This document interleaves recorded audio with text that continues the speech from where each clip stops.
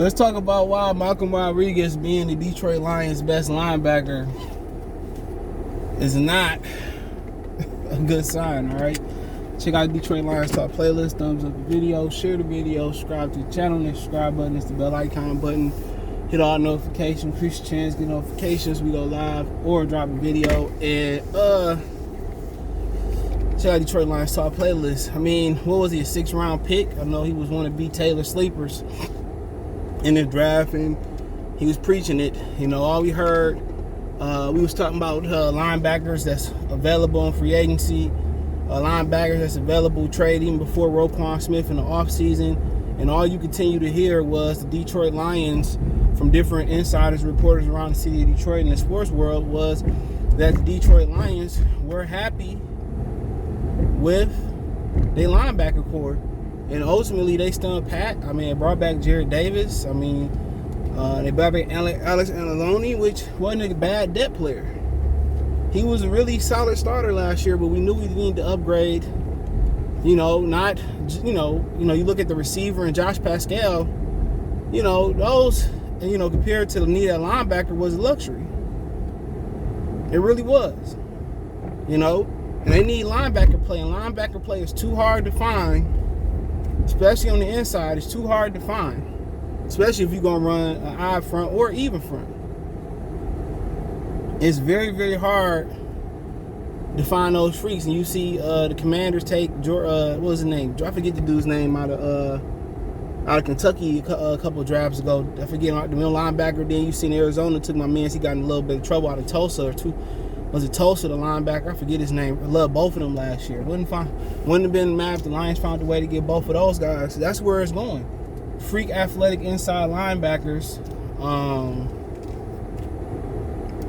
Range you can guard guys. And you look at how important Fred Warner is to the San Francisco 49ers. You see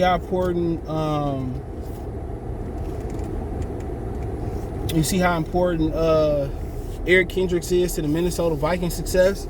Bobby Wagner now in LA. I mean, Patrick Willis, Navarro Bowman, etc. It's very important. And the Lions just don't have they don't have enough. They don't have enough. They don't have any of those type of guys. Real linebackers, not the outside linebackers that stand up in the 3-4 system. Them dudes that can cover, that can thump and do everything. And that's who they missing. Guys who can cover, guys who can thump, guys who can tackle, guys that you don't have to take out of the game and sub packages, guys you can leave on the middle of the field. They can roam, play the middle, they can play the flats, they can play the deep half, they can play that middle linebacker, Tampa 2 linebacker that can get depth, to fill that weak spot between the two safeties and behind the middle linebacker, man up, zone up. That's where it's going with guys like DeAndre Swift, Saquon Barkley, guys that can catch it out the backfield now, run routes, take it deep. I mean, freak tight ends like Hockenson, Zach Ertz, and guys like that, man. And Travis Kelce, you got to have that type of linebacker, and they in trouble. They in trouble because they lack depth in the inside, in the defensive line. Julian Okoro hurt, Levi Nazorki hurt, Josh Pascal hurt, and when you got a bad linebacker core, and you got a secondary that's struggling right now, the remedy to cover that up is the front four. Now, right now, ain't too much promise in the inside of that defense. Shit, it's thin on the outside. They one injury away of being in deep shit. They go get Isaiah Buggs, Michael Brockers. I mean, come on. Yeah, I still don't understand that signing. All the assets and picks they put on each side of the line, and it seemed to be some bullshit every year. Last year was the injuries on the offensive line. They've been putting assets in there since they went 0-16, excuse me. And now you go into this season with more questions on your defensive line than answers. And you don't have any respectable linebackers, no matter what they say. Anderson is the only respectable one I could think of. And people talking about odds for Malcolm Rodriguez to be Rookie of the Year. There's a reason he wasn't in the 6th round, and you're going to find out quick, fast, in a hurry. Or whatever round he went in. It's not to be negative towards him, but When everybody in the world know you had a linebacker problem, and you don't address it. And one of the ways they're gonna cover that up, they're gonna be in nickel a lot. They probably gonna come out with 3 cornerbacks, 2 safeties, 3 cornerbacks. That's probably what they gonna come out with to try to cover that up. And they better hope they run defense and they nickel can tackle. They better hope AJ Parker can tackle like a fucking linebacker. We know he can cover. So it's a very, very bad problem to have. And obviously, the Bears gonna tax you for Roquan Smith. But at this point, if you're gonna pay him, fucking trade for him. Then you can slide Anzalone and Rodriguez to the outside linebacker position. Then you can see what you got next year in Rodriguez. Anzalone can go back to being the depth guy. You can find your another linebacker next year. You should be good. Because most of the time, most teams come out in the 3-4. Unless you can find another really special linebacker that can get out there and stay on the field and sub packages. If you can find another guy like that who can stay out there and don't compromise coverage, can cover nickels, cover the backs one-on-one out the backfield, even occasionally cover number 1 receiver that slide into the slot, man, that's a guy. And that's what I liked about the kid that got drafted to Arizona last year out of Tulsa or Tulane, whichever one it was, and the kid that got drafted out of Kentucky inside linebacker. Yes, it's a learning curve for inside linebacker already. It's a learning curve. That's a very tough position to transition to. That's as tough as tight end. And quarterback to transition to. That's the quarterback. Inside linebacker is the quarterback of the defense. You know? And when you in sub packages, man, that's the one linebacker that usually stay out there. So, everybody talking about the team want to come up and all that type of stuff, man, they in some trouble.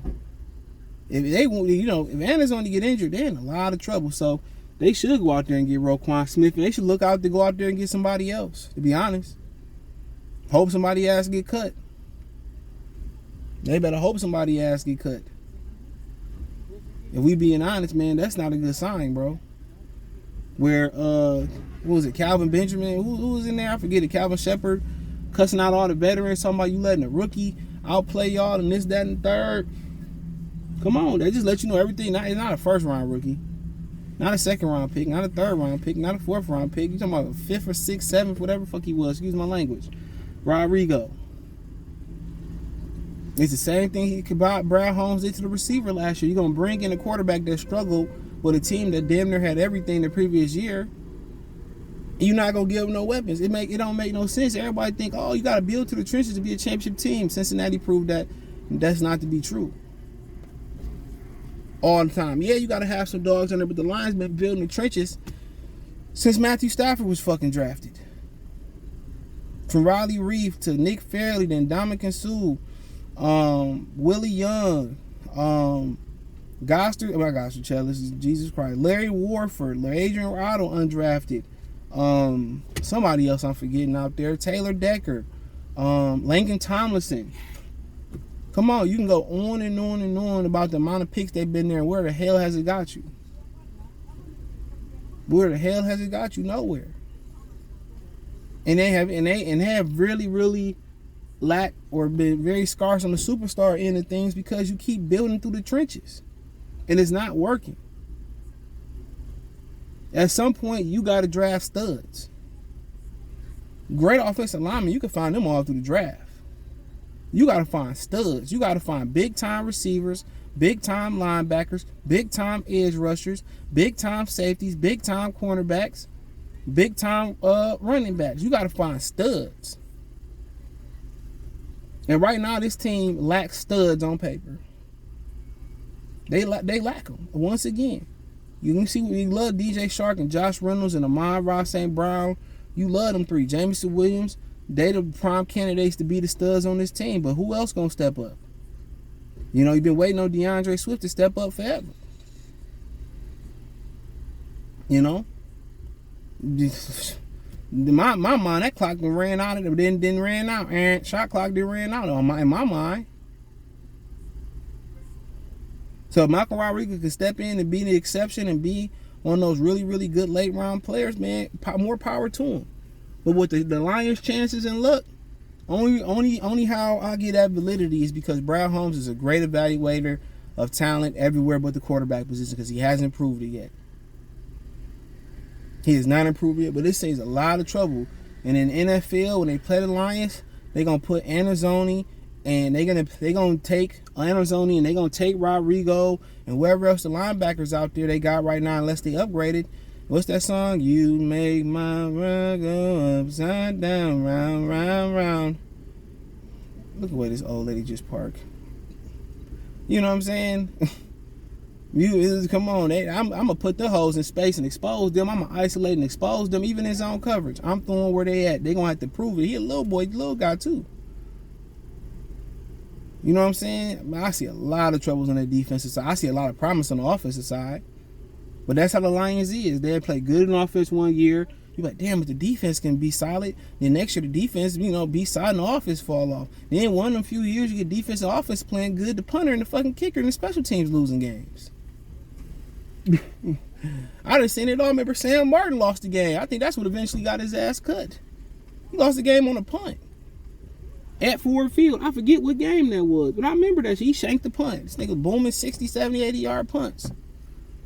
This nigga lost the game on a goddamn punt. I done seen them lose games every which possible. Every which possible I done seen them lose games, but nonetheless, man, let me know what you girls and guys think. Thumbs up the video, share the video, subscribe to the channel. The subscribe button is the bell icon button. Check out Detroit Lions Talk playlist for more videos like this. Thumbs up the video, share the video, subscribe to the channel. The subscribe button is the bell icon button. Hit all notifications, increase your chance to get notifications. We go live and drop a video. Hit the link tree. Find me on Twitter, Facebook, Instagram. Only 3 ways you can reach out. Spotify, Anchor, Cash App, Venmo, PayPal. All my information is in the link tree. It's the first link in the description. Appreciate the love and support. One time for the one time. Peace.